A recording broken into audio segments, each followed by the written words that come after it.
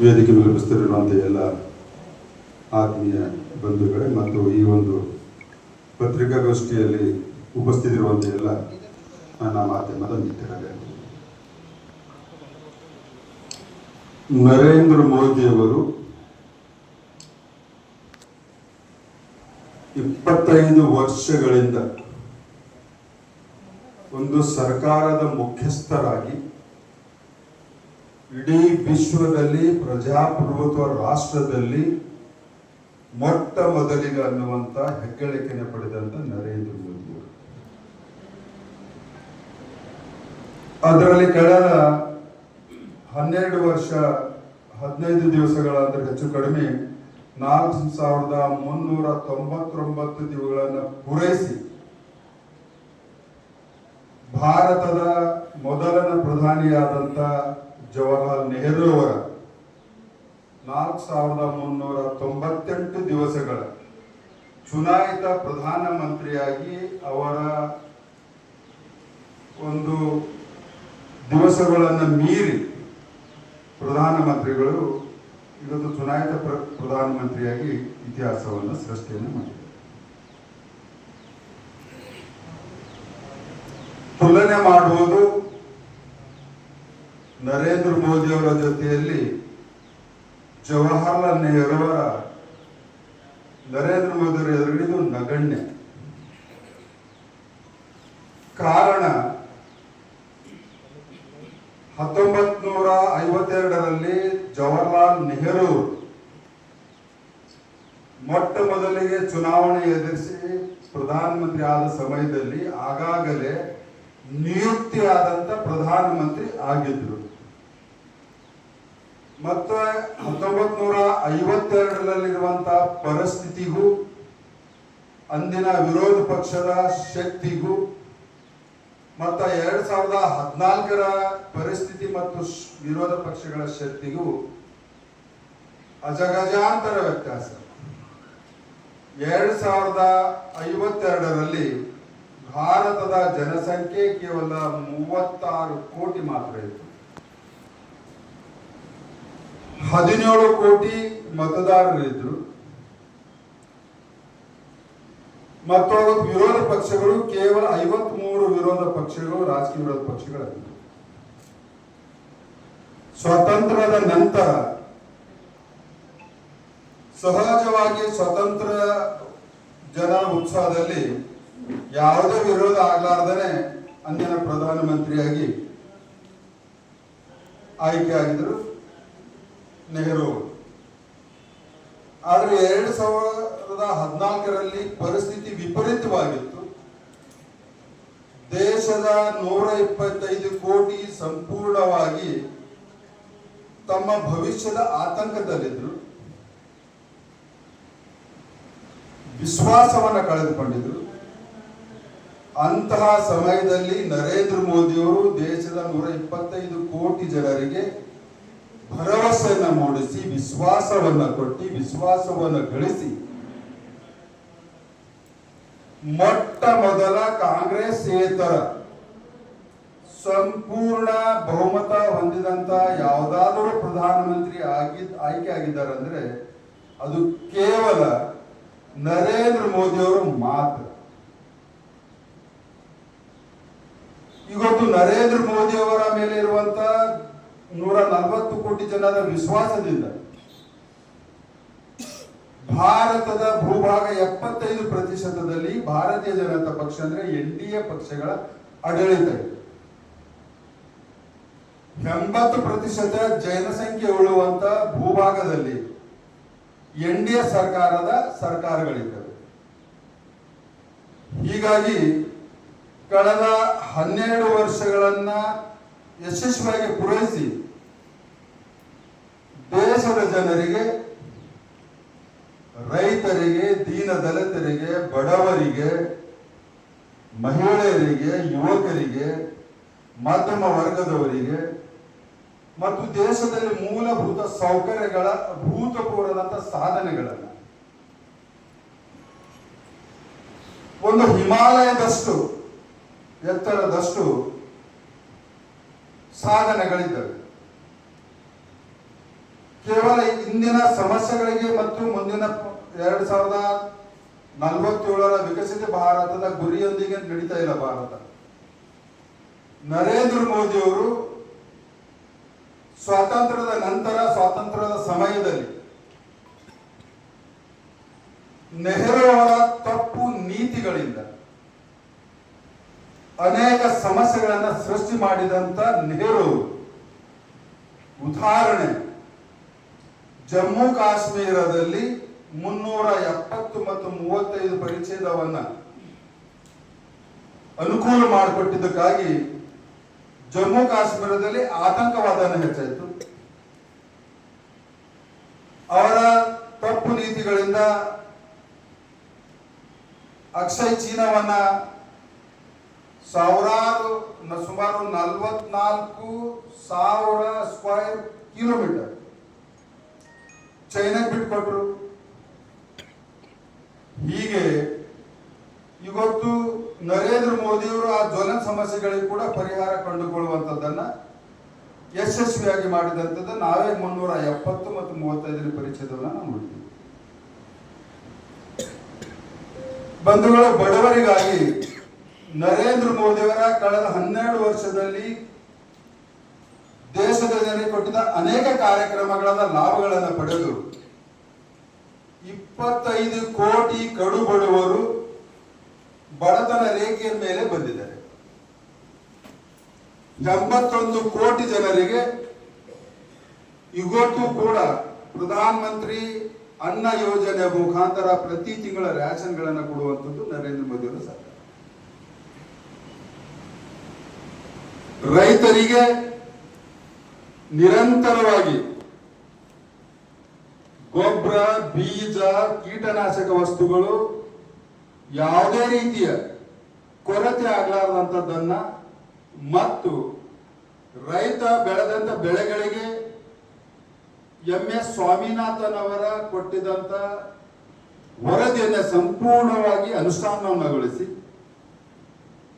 12 ವರ್ಷದಲ್ಲಿ ಹೆಚ್ಚು ಕಡಿಮೆ 80ರಿಂದ 100% MSP ಬೆಲೆಯನ್ನು ಹೆಚ್ಚು ಮಾಡಲಾಗಿದೆ. ಮತ್ತು ರೈತ ಬೆಳೆದಂತ ಬೆಳೆಗಳು ಅತಿವೃಷ್ಟಿ ಮತ್ತು ಅನಾವೃಷ್ಟದ ಕಾರಣವಾಗಿ ನಾಶವಾಗಿದ್ರೆ ಪ್ರಧಾನಮಂತ್ರಿ ಫಸಲ್ ಬಿಮಾ ಯೋಜನೆ ಮುಖಾಂತರ ರೈತರಿಗೆ ಪರಿಹಾರವನ್ನ ಅತಿ ಯಶಸ್ವಿಯಾಗಿ ಕೊಟ್ಟಿದೆ. ಮತ್ತು ರೈತರ ಕಿಸಾನ್ ಕಾರ್ಡ್ಗಳ ಮುಖಾಂತರ ಸುಮಾರು 8 ಲಕ್ಷ ಕೋಟಿಯನ್ನ ಕಿಸಾನ್ ಕಾರ್ಡ್ಗಳ ಮುಖಾಂತರ ಸಾಲವನ್ನು ವಿತರಣೆ ಮಾಡಿ ದೇಶದ 1,50,00,000 ಸಣ್ಣ ರೈತರಿಗೆ ಕೃಷಿ ಸಂಚಾಯ ಯೋಜನೆ ಮುಖಾಂತರ ಡ್ರಿಪ್ ಇರಿಗೇಷನ್ಗೆ ಅನುಕೂಲನ ಮಾಡಿಕೊಟ್ಟಿದ್ದಂದ್ರೆ ಯಾವುದಾದ್ರೂ ಸರ್ಕಾರ ಇದ್ರೆ ನರೇಂದ್ರ ಮೋದಿ ಸರ್ಕಾರ.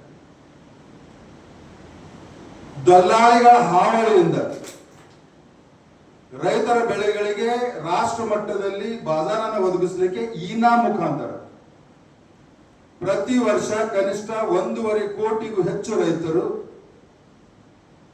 ವಹಿವಾಟವನ್ನ ಮಾಡ್ತಾರೆ. ಬಡವರ ಹೆಣ್ಣು ಮಕ್ಕಳಿಗಾಗಿ 12.5 ಕೋಟಿ ಪ್ರಧಾನಮಂತ್ರಿ ಉಜ್ವಲ ಯೋಜನೆ ಮುಖಾಂತರ ಗ್ಯಾಸ್ ಅನ್ನು ಕೊಟ್ಟಿದ್ದಂತ ಇತಿಹಾಸವನ್ನು ಸೃಷ್ಟಿ ಮಾಡಿದೆ. 12 ಕೋಟಿಗೂ ಹೆಚ್ಚು ಶೌಚಾಲಯಗಳ ನಿರ್ಮಾಣವನ್ನು ಮಾಡಿದಂಥದ್ದನ್ನು ಕೀರ್ತಿ ನರೇಂದ್ರ ಮೋದಿ ಅವರ ಸಾಧನೆಯಲ್ಲಿ ಇದೊಂದು ಮಹತ್ವದ ಮೈಲುಗಲ್ಲು.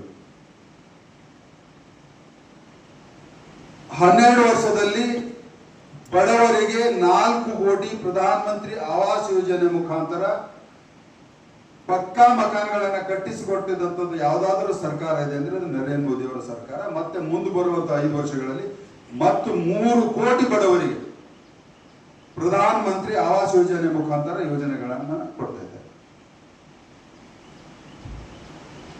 ಯುವಕರಿಗೆ ಮುದ್ರಾ ಯೋಜನೆ ಇವತ್ತು 55 ಕೋಟಿಗೂ ಹೆಚ್ಚು ಮುದ್ರಾ ಯೋಜನೆಯ ಮುಖಾಂತರ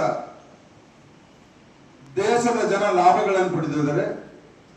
ಅದರಲ್ಲಿ ಒಂದು ಅತಿ ವಿಶೇಷತೆ ಏನಂದ್ರೆ ಸುಮಾರು 37 ಕೋಟಿ ಮಹಿಳೆಯರ ಅದರದ ಲಾಭಗಳನ್ನು ಪಡೆದುಕೊಂಡಿದ್ದಾರೆ. ಇದರದ್ದು ಒಟ್ಟು ಮೊತ್ತ 33 ಲಕ್ಷ ಕೋಟಿ ಹಣ. ಅದರಲ್ಲಿ ಯುವಕರು ಮತ್ತು ಯುವತಿಯರು ಸ್ಟಾರ್ಟ್ಅಪ್ ಗಳನ್ನ ಪ್ರಾರಂಭವನ್ನ ಮಾಡಿ ದೇಶದಲ್ಲಿ 2014ಕ್ಕಿಂತ ಮುಂಚೆ ಸ್ಟಾರ್ಟ್ಅಪ್ ಗಳು ಹೇಳಿಕೊಳ್ಳಕ್ಕೆ ಸಂಖ್ಯೆನೇ ಇರಲಿಲ್ಲ. ಯೂನಿಕಾರ್ನ್ಗಳು ಕೇವಲ 3 ಮತ್ತು 4 ಮಾತ್ರ ಇತ್ತು. ಆದರೆ ಕಳೆದ 12 ವರ್ಷಗಳಲ್ಲಿ ಇವತ್ತು ಸ್ಟಾರ್ಟ್ಅಪ್ ಗಳ ಸಂಖ್ಯೆ 2.5 ಲಕ್ಷ ಮೀರಿದೆ. ಯೂನಿಕಾರ್ನ್ಗಳ ಸಂಖ್ಯೆ 107 ಮೀರಿದೆ. ದೇಶದ ಆರ್ಥಿಕ ಸ್ಥಿತಿಯನ್ನ 2014ಕ್ಕಿಂತ ಮುಂಚೆ ವಿಶ್ವದಲ್ಲಿ 11ನೇ ಸ್ಥಾನವನ್ನು ಹೊಂದಿತ್ತು. ಅವತ್ತು ಇಡೀ ಅಂತಾರಾಷ್ಟ್ರದ ಆರ್ಥಿಕ ಸಂಸ್ಥೆಗಳು ಭಾರತದ ಆರ್ಥಿಕತೆ ಫ್ರೆಜಲ್ 5 ನಲ್ಲಿ ಇಟ್ಟಿತ್ತು. ಅಂದ್ರೆ ದೇಶ ಸಾಲವನ್ನ ಪಡೆಯಲು ಕೂಡ ಅರ್ಹತೆ ಇರಲಿಲ್ಲ, ಎಲಿಜಿಬಿಲಿಟಿ ಇರಲಿಲ್ಲ. ಅಂತದೋಗಿ ಕಳೆದ 12 ವರ್ಷದಲ್ಲಿ ಭಾರತ 11ನೇ ಸ್ಥಾನದಲ್ಲಿದ್ದನ್ನ 4ನೇ ಸ್ಥಾನಕ್ಕೆ ಬಂದಿದೆ. ಫ್ರೆಜಲ್ ಅನ್ನುವಂತ ಕ್ಯಾಟಗರಿಯಿಂದ ಭಾರತ ಹೊರ ನಡೆದಿದೆ. ಇವತ್ತು ಭಾರತದ ಮೇಲಿರುವಂತಹ ಸಾಲ 94% ಬೇಕಾದರೆ 24 ಗಂಟೆಗಳ ಒಳಗಡೆನೆ ನಾವು ಸಾಲವನ್ನು ತೀರಿಸಬಹುದು. ಅಷ್ಟು ನಮ್ಮ ಆರ್ಥಿಕ ಸದೃಢತೆ ನರೇಂದ್ರ ಮೋದಿ ಅವರ ಸರ್ಕಾರ ತಂದುಕೊಟ್ಟಿದೆ. ಇವತ್ತು ಶಿಕ್ಷಣ ಕ್ಷೇತ್ರದಲ್ಲಿ ಅನೇಕ IIMಗಳು, ಏಮ್ಸ್ಗಳು, IITಗಳು, IIITಗಳು, ಮೆಡಿಕಲ್ ಕಾಲೇಜ್ಗಳು, ಅದರ ಸೀಟು ಇವೆಲ್ಲವೂ 3 ಪಟ್ಟು 2014 ಸಂಖ್ಯೆಗೆ ಮತ್ತು 2026 ಸಂಖ್ಯೆಗೆ ಬರುವಂತ ವ್ಯತ್ಯಾಸ. ಭಾರತದ ಪ್ರತಿಯೊಂದು ಕ್ಷೇತ್ರದಲ್ಲಿಯೂ ಕೂಡ ನರೇಂದ್ರ ಮೋದಿ ಅವರು ಯಾವಾಗಲೂ ಹೇಳ್ತಾರೆ, ಭಾರತ ವಿಕಾಸ ಹೊಂದಬೇಕು ಮತ್ತು ನಮ್ಮ ಪೂರ್ವಜರ ಪರಂಪರೆ ಅಂದರೆ ವಿರಾಸತ್ ಕೂಡ ಅದನ್ನು ಮುಂದೆ ತಗೊಂಡು ಹೋಗಬೇಕು ಅಂತ. ಇದು ಭಾರತದ ಒಂದು ಆತ್ಮ ವಿರಾಸತ್ ಅಂದ್ರೆ. ಹೀಗಾಗಿ ಇವತ್ತು ಭಾರತದಲ್ಲಿ ಸುಮಾರು 500 ವರ್ಷಗಳ ಸುಪ್ರೀಂ ಕೋರ್ಟ್ ನಲ್ಲಿ ರಾಮ ಮಂದಿರ ವಿಷಯದಲ್ಲಿ ಏನು ಕೇಸನ್ನ ನಡೀತಿತ್ತು, ಸುಸೂತ್ರವಾಗಿ ಶಾಂತ ರೀತಿಯಿಂದ ಪರಿಹಾರವನ್ನು ಕಂಡುಕೊಂಡು ಇವತ್ತ ಅಯೋಧ್ಯೆಯಲ್ಲಿ ಶ್ರೀರಾಮ ಮಂದಿರವನ್ನ ಭವ್ಯವಾಗಿ ನಿರ್ಮಾಣವಾಗಿದೆ. ಪ್ರತಿನಿತ್ಯ ಸುಮಾರು 80-90 ಲಕ್ಷ ಜನ ಇವತ್ತು ರಾಮನ ದರ್ಶನವನ್ನು ಮಾಡಬೇಕು. ಇವತ್ತು ಕಾಶಿ ವಿಶ್ವನಾಥ್ ಮಂದಿರನ ಅಭಿವೃದ್ಧಿ ಆಗಿರ್ಬೋದು, ಉಜ್ಜಯಿನಿ ಆಗಿರ್ಬೋದು, ಸೋಮನಾಥ್ ದೇವಾಲಯ ಆಗಿರ್ಬೋದು, ಹೀಗೆ ದೇಶದ ಅನೇಕ ರಾಜ್ಯಗಳಲ್ಲಿ ದೇಶದ ಶ್ರದ್ಧಾ ಸ್ಥಾನಗಳಿಗೆ ಅತಿ ಹೆಚ್ಚಿನ ಬೆಂಬಲವನ್ನು ಕೊಟ್ಟು ಅಭಿವೃದ್ಧಿ ಪಡಿಸಿದಂಥದ್ದು ಯಾವುದಾದರೂ ಸರ್ಕಾರ ಇದ್ರೆ ನರೇಂದ್ರ ಮೋದಿ ಅವರ ಸರ್ಕಾರ. ಮತ್ತು ಉಳಿದ ಕಡೆ ಪ್ರಸಾದ ಯೋಜನೆಯ ಮುಖಾಂತರ, ಉದಾಹರಣೆ ಪ್ರಸಾದ ಯೋಜನೆಯಲ್ಲಿ ನಮ್ಮ ಬೀದರ್ ಪಾಪನಾಶ್ 22.5 ಕೋಟಿ ಹಣವನ್ನು ಬಿಡುಗಡೆ ಮಾಡಿ ಇವತ್ತು ದೇವಸ್ಥಾನಗಳ ಪುನರುಜ್ಜೀವನ ಮಾಡ್ತಾ ಇರೋಂಥದ್ದು ತಾವು ನೋಡಿದ್ದೀವಿ. ಇವತ್ತು ಮೂಲಭೂತ ಸೌಕರ್ಯಗಳು 2014ಕ್ಕಿಂತ ಮುಂಚೆ ಭಾರತ ಮೊಬೈಲ್ ಉತ್ಪಾದನೆಯಲ್ಲಿ ಕೇವಲ 10% ಮಾತ್ರ ಉತ್ಪಾದನೆ ದೇಶದಲ್ಲಿ ಮಾಡ್ತಾ ಇತ್ತು. ಅವಶ್ಯಕತೆಗೆ 90% ಆಮದನ್ನ ಮಾಡ್ಕೊಳ್ತಾ ಇತ್ತು. ಆದ್ರೆ 12 ವರ್ಷದಲ್ಲಿ ನರೇಂದ್ರ ಮೋದಿ ಅವರ ನೇತೃತ್ವದ ಸರ್ಕಾರದ ನೀತಿಯ ಪರಿಣಾಮವಾಗಿ 300 ಉತ್ಪಾದನಾ ಘಟಕಗಳನ್ನ ಪ್ರಾರಂಭವನ್ನಾಗಿ ಇವತ್ತು ಭಾರತ ತನ್ನ ಅವಶ್ಯಕತೆಗಳನ್ನ ಸಂಪೂರ್ಣವಾಗಿ ಪೂರೈಸಿಕೊಂಡು ಅನ್ಯ ರಾಷ್ಟ್ರಗಳಿಗೆ ನಾವಿವತ್ತು ರಫ್ತನ್ನ ಮಾಡ್ತಾ ಇದ್ದೀವಿ. ಇವತ್ತು ಇಡೀ ವಿಶ್ವದಲ್ಲಿ ನಾವೇನು ಮೊಬೈಲ್ ಡಾಟಾವನ್ನ ನಾವೇನು ಬಳಸ್ತೀವೋ ಅತಿ ಹೆಚ್ಚಿನ ಕಡಿಮೆ ದರ ಅಂದ್ರೆ 10% ಅಂತಿದ್ರು ತಪ್ಪಾಗಲಾರದು. ಅದು ನಮ್ಮ ಭಾರತದಲ್ಲಿ ಇವತ್ತು ನಾವೆಲ್ಲರೂ ಅದರ ಲಾಭಗಳನ್ನು ಪಡಿತಾ ಇದ್ದೀವಿ. OFC ಕೇಬಲ್ ಇಡೀ ರಾಷ್ಟ್ರದಲ್ಲಿ 2.5 ಲಕ್ಷ ಕಿಲೋಮೀಟರ್ಗಳನ್ನ ಪ್ರತಿಯೊಂದು ಗ್ರಾಮ ಪಂಚಾಯಿತಿವರೆಗೆ ಅಳವಡಿಸಿದಂತ ಕೀರ್ತಿ ನರೇಂದ್ರ ಮೋದಿ ಸರ್ಕಾರದ 12 ವರ್ಷದ ಸಾಧನೆಗಳಲ್ಲಿ ಇದು ಒಂದು ಮಾಹಿತಿ. ಮೂಲಭೂತ ಸೌಕರ್ಯಗಳಾದಂತ ಹೆದ್ದಾರಿಗಳಲ್ಲಿ ಗ್ರಾಮೀಣ ಭಾಗದ ಇವತ್ತು ಪ್ರಧಾನ ಮಂತ್ರಿ ಗ್ರಾಮ ಸಡಕ್ ಯೋಜನೆಯಲ್ಲಿ ಗ್ರಾಮೀಣ ಭಾಗದಲ್ಲಿ ಇವತ್ತು ಇಡೀ ರಾಷ್ಟ್ರದಲ್ಲಿ 8 ಲಕ್ಷ ಕಿಲೋಮೀಟರ್ ರಸ್ತೆಗಳನ್ನ ಇದೆ. 2014ಕ್ಕಿಂತ ಮುಂಚೆ ಕೇವಲ 4 ಲಕ್ಷ ಕಿಲೋಮೀಟರ್ ಇತ್ತು. 2014ರಿಂದ 2026ರವರೆಗೆ 8 ಲಕ್ಷ ಕಿಲೋಮೀಟರ್ ಅಂದ್ರೆ 12 ವರ್ಷಗಳಲ್ಲಿ 4 ಲಕ್ಷ ಕಿಲೋಮೀಟರ್ಗಳನ್ನ ನಿರ್ಮಾಣವನ್ನು ಮಾಡಿದೆ. ಇವತ್ತು ಚತುಷ್ಪದಿ ಎಕ್ಸ್ಪ್ರೆಸ್ ವೇಗಳು 2014ಕ್ಕಿಂತ ಮುಂಚೆ ಕೇವಲ ದೇಶದಲ್ಲಿ 1000 ಕಿಲೋಮೀಟರ್ ಮಾತ್ರ ಇತ್ತು. 12 ವರ್ಷದಲ್ಲಿ 1000 ಕಿಲೋಮೀಟರ್ ಇದ್ದಿದ್ದನ್ನ ಇವತ್ತು 6500 ಕಿಲೋಮೀಟರ್ಗಳ ಎಕ್ಸ್ಪ್ರೆಸ್ ಹೈವೇನ ನಿರ್ಮಾಣವನ್ನ ಆಗಿದೆ. ರಾಷ್ಟ್ರೀಯ ಹೆದ್ದಾರಿಗಳು 2014ಕ್ಕಿಂತ ಮುಂಚೆ ಕೇವಲ 65,000 ಕಿಲೋಮೀಟರ್ಗಳಿಗೆ ಮಾತ್ರ ಸೀಮಿತವಾಗಿತ್ತು. ಇವತ್ತು 1,54,000 ಕಿಲೋಮೀಟರ್ ರಾಷ್ಟ್ರೀಯ ಹೆದ್ದಾರಿಗಳನ್ನ ಜನರಿಗೆ ಸಮರ್ಪಿಸಲಾಗಿದೆ. 2014ಕ್ಕಿಂತ ಮುಂಚೆ ಪ್ರತಿನಿತ್ಯ ಕಾಂಗ್ರೆಸ್ ಸರ್ಕಾರದಲ್ಲಿ ಕೇವಲ 4 ಕಿಲೋಮೀಟರ್ ಮಾತ್ರ ರಸ್ತೆ ನಿರ್ಮಾಣವಾದರೆ ಇವತ್ತು ಸುಮಾರು 13 ಕಿಲೋಮೀಟರ್ ಹೆಚ್ಚು ಪ್ರತಿನಿತ್ಯ ರಾಷ್ಟ್ರೀಯ ಹೆದ್ದಾರಿಗಳ ನಿರ್ಮಾಣವಾಗಿದೆ. ರೈಲ್ವೆಗಳಲ್ಲಿ ಒಂದು ಉದಾಹರಣೆ, ಇವತ್ತು ಅಮೆರಿಕ ಇರ್ಬೋದು, ಯುರೋಪ್ ಇರ್ಬೋದು, ಜರ್ಮನಿ ಇರ್ಬೋದು, ಚೈನಾ ಇರ್ಬೋದು, ವಿದ್ಯುತ್ಕರಣ ಇನ್ನೂ ಆ ರಾಷ್ಟ್ರದಲ್ಲಿ 100% ಆಗಿಲ್ಲ.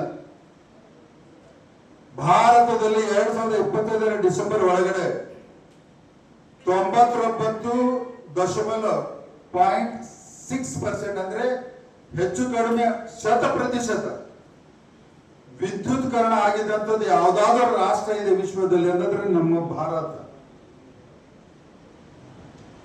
ವಿಮಾನಗಳು 2014ಕ್ಕಿಂತ ಮುಂಚೆ ಕೇವಲ 74 ವಿಮಾನ ನಿಲ್ದಾಣಗಳು ಜನರ ಸೇವೆಯಲ್ಲಿದ್ದು 12 ವರ್ಷದಲ್ಲಿ ಇವತ್ತು ಹಾರಾಟ ಮಾಡುವಂತ ವಿಮಾನ ನಿಲ್ದಾಣಗಳು 174 ವಿಮಾನ ನಿಲ್ದಾಣ ನಮ್ಮ ದೇಶದಲ್ಲಿ. ಬಂದರುಗಳ ನಿರ್ಮಾಣ ಬಹುತೇಕ 4 ಪಟ್ಟು ಹೆಚ್ಚಾಗಿದೆ. ಇವತ್ತು ಅಂತಾರಾಷ್ಟ್ರ ಮಟ್ಟದಲ್ಲಿ ನರೇಂದ್ರ ಮೋದಿಯವರ